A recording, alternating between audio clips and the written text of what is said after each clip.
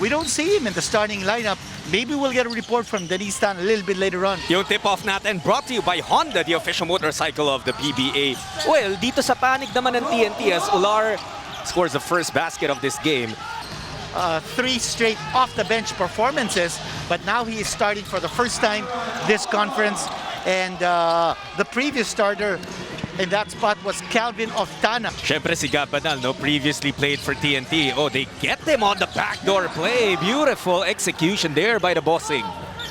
It was actually a few days no, bago lang nagsimula yung ating komperensya. Tama. That the move that sent etong si Gabanal and Troy Rosario to Blackwater, napunta naman sa TNT. Banal playing against his former team, and so far so good here for Blackwater. Oh, Cameron Oliver, a nice shot from medium range. He's the only one who was scored for TNT. Ular is 6'4", pero I think it's the weight, no? The strength advantage ni Oliver that he's using. About Krutwig, ginamit niya yung same move na ginamit ni Oliver. Kumbaga score to beat, no? Ni Krutwig. But of course, he would much rather go home with a W. But Mikey Williams has other plans, knocking down his first shot. The most three-point shots a game at 43. Here's Ato Ular. Well, he takes and makes a three. I think good job by Ular in preventing that entry pass. That was almost a beautiful play for Blackwater, pero nando si Kelly Williams. Mikey muscling his way in. Perfect yung drop step niya, no? Bumukas yung lane or yung... Tsaka pala double team They're not double teaming him.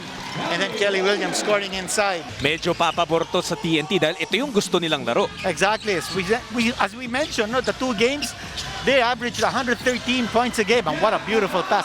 No looker yun. Coming from Krutwig with 3 rebounds and 2 assists. Tumutulong sa lahat ng kategorya. Williams dancing with McCarthy. Fall away. Finishes through the foul. Right after that, they got an MRI last Thursday, and luckily they found no tear whatsoever, but he is ordered to complete at least 6 days of rehab, and after which, dun pa lang daw nila matatansya kung kailan nga ba siya makakabalik at makakalaro. Back to you guys. Tapos yung pa naman ang hinihintay natin. Yeah. Troy Rosario playing against his old team. Oliver, handoff to Williams now. It's with Castro. 8 na laman ng Blackwater dito, 21-13.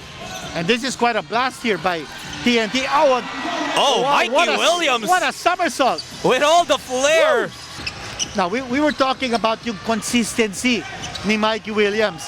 And in this conference, Mikey Williams has not scored more than 19 points in a contest. Eram nakabantay sa import ng Blackwater. And watch the way he inches his way inside. There's a weak side rebound. And then the pass coming from Ular and Krutwig now with 8 points. Jut. Williams, he had a very good look from downtown, but he opted to drive and nasapal siya nito ni Krutwig because they already have 25 here in the first with 3.5 to go. Ang TNT naman, not exactly there yet, pero Oliver is working hard towards that goal. Krutwig is really being defended heavily by Eram. Suerte. Oh, that's a tough shot. That's not luck. Yeah. That's a whole lot of skill. But at the end of the first quarter, it's still Blackwater, the team. They pretty much controlled this first quarter and they ended up by 3, 27-24. Pero tinanong ko si Coach Dex Aceron, and sabi niya all 12 minutes in the first quarter, no complaints at all from Cam Oliver. Back to you guys. Well, definitely no complaints as he thunderously throws down that basketball. Wide open lane. And Blackwater now has to do a better job of playing interior defense. And they're on the run again! That's another slam dunk, this time by Oftana. Raise the roof, sabi ni Calvin. Right now, nakakatakbo itong TNT, and that has been the problem for Blackwater. Nung nawala si Amer at si Krutwig sa sahig, nawala ng opensa rin itong Blackwater. Here's Baser. McCarthy finally ends the silence of the bossing. That the defense was clamping down on him. They had 2 men on top of him. Here's Gabanal with the steal. He's gonna go for it. Nakaagaw si Banal, pinalampas yung depensa ni Williams. Backdoor cut ni McCarthy. Nagpapakita ng sugat daw si McCarthy sa referee. Up. And TNT saying that should count. Nagre-review din ng tapes itong ating officials, but the steals, have been piling up here for TNT. And look at that Cameron shot coming from Oliver Cameron Oliver. in You know, takeover mode. I think the point guard position has been very shaky here for Blackwater. As you see, Baser Amer score. He's not bringing down the ball. It's McCarthy who's playing the point guard position. They've been shaky in terms of orchestrating. Ito na naman si Cam Oliver. Oliver actually had 2 preseason stints in the NBA with Portland and the LA Lakers. He has picked up his scoring here dahil dun sa mga huling laro. Hindi masyado pa lumalabas si opensa ni Banal dito, but he really needed to step up dahil nga wala si Troy Rosario. Exactly. 4 to 6 weeks coming from that throat surgery. Here's Krutwig Krutwig. sa ilalim. That hook shot is good. Blackwater has tied this game up again. TNT has been averaging 43-point shots a game. But in this contest, they're actually not sending, although that was a 3-point shot. So, ibang-ibang offense pinapakita dito ng TNT just to be able to disrupt yung scouting report ng Blackwater. Oh, look at Williams Kelly with a tip. Williams. Tungkab looks for Williams. Out to Castro. Atake si Jason and he scores the deuce. He did not take the 3-point shot and he went instead for the layup. Now it's Suerte na magpapasok nung kanyang 3-pointer. TNT should do, although that was a rebound by TNT. That's at the 13th rebound of TNT. 23 already for Blackwater, and there's a score by the Tropa. Let us know what you think, kung anong sagot ninyo. At sana tama yung sagot ninyo. We'll reveal the answer later. That's a 3-point shot. For Tungkab. And if the zone defense is going to give you space to shoot that 3-pointer, then you take it. That's exactly what Tungkab did. Now Pero that time a turnover against TNT. Yan, nakakaagaw na rin itong Blackwater and Krutwig doing it on both ends. They've been able to control the boards and parang yun ang nag-neutralize sa kanilang mga turnovers. And what a shot. Mikey What a shot Williams. by Mikey. Again, we were talking about the rebounding strength of Blackwater. Oh, look at that nice pass. Again, Amer with the pass. Amer, beautiful move. Napatalon si Tungkab. They kick it out to Sena.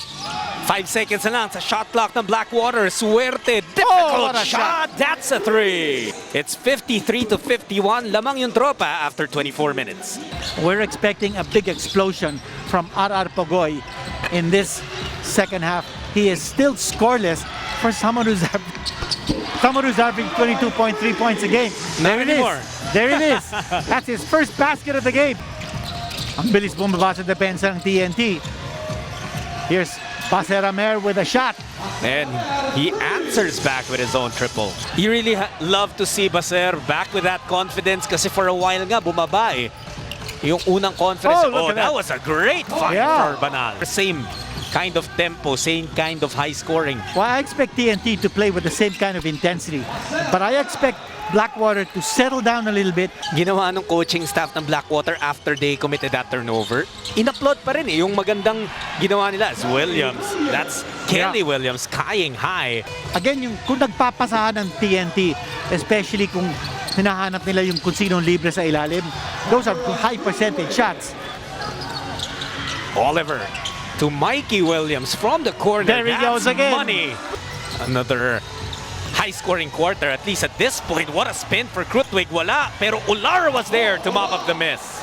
Maybe they're realizing, Blackwater is realizing, baka Oliver will want to get more touches. So now it's Krutwig against Oliver. He takes an outside shot. He can hit that shot, pero as we've seen, not his strongest aspect. And you like it when the import himself is the guy who's running quickly on defense. And here's RR Pagoy. Here's Pagoy to Oliver. Oh, Runway is What a clear shot, for what a Cameron shot. Oliver. Woo! Well, he's finding himself open, and that's the key. And now it's Pagoy who's opened the Dean. Eto ang TNT, tumatakbo na naman. Castro finishes through the foul. Pagoy ang humahabol kay McCarthy. Rashawn turns it over again. Oftana goes all the way. Good job playing defense on Pogoy that time, forcing him to pass.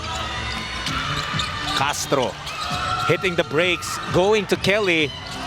3 seconds on the shot clock. Williams strokes it from deep. Wow! Coming to the rescue is Mikey Williams. This is now a new conference high for him. He has scored 21 points and still counting. Yung shot-making ability talaga ni Mikey Williams, as Amer answers with a deuce. It was also him standing up to be the leader of this team as Banal hits a three-pointer. Oliver, pinag-isipan yung tres. He attacks. And Cameron Oliver able to get it through. Jason is only 2 for 5, missing his last 3 free throws. Great nice pass. Last shot time para sa TNT. They've got a lot of time. And Blackwater in the penalty. And there is Oliver a shot. knocks down the three. Right What a in the nick buzzer of time. And he puts TNT up by 11 points, 83-72 after 3 quarters. Well, the PSC has certainly done a great job of fixing up the Phil Sports Arena. Well, in Blackwater, a couple of good stops. Travis Jackson back-to-back hits to start the 4th quarter. It also adds to the entertainment factor na din, di ba? Yung makita mo talagang they really want this win. And Mikey Williams with the left hand finds a way to pierce the net. Etong TNT, they're slowing it down a little bit for this possession. Mikey Williams Got it again. Wow. Banal nakaharang sa kanya. Banal has been his constant defender in this contest. Oh, what an alley-oop! Oh my goodness! One-handed slam dunk. Troubles brewing on the side of Blackwater. We also got word from Denise that Baser-Amer will no longer be returning to this ball game. Yung leadership niya, no? His court vision, it was just excellent. Oh, nice lead pass there for Cameron Oliver. And he's got 19 points now in the contest. Ito yung si Oliver, the pass to Williams. Mikey knocks yes. it down again. A total of 29. Castro being pressured by Melton. Oliver dancing with Ular. Fall away, that's good for Cam Oliver. Blackwater setting things up. They will have to go quicker here dahil sila'y naghahabol. Banal could not hit it. Krutwig on the rebound play. And TNT riding the missing offense of RR Pogoy, who only has a total of 7 points in this game. He was scoreless in the first half. In takeover mode na dito si Cameron Oliver. The TNT import also has 34 big points. McCarthy from downtown, that's a badly needed triple. They're down by 11 points, but we still have a lot of time left in this game. Krutwig, that hook shot trickles in. Jackson zigzagging. Labas doon. Another turnover. A poor decision in the part of Blackwater that time. And RR Pogoy, he might still break it to double figures. TNT now using the clock to their advantage. Smart thing to do at this point. On Jason Castro sizing up the defense. And here's RR Pogoy and does not make the shot, but Oliver is right there. He will start working hard for Gilas Pilipinas. Well, we're hoping either him or Justin Brownlee, but I'm not sure if they'll be able to do that before the next window, November 10 and November 13. These teams will try to do in the final minute and a half. Krutwig gets 2 points. There might be a situation na magtabla tong dalawang teams na to by the end of the elimination round. Well, that's true. You only play a playoff if there's a tie for 8th place. Otherwise, you go to the quotient.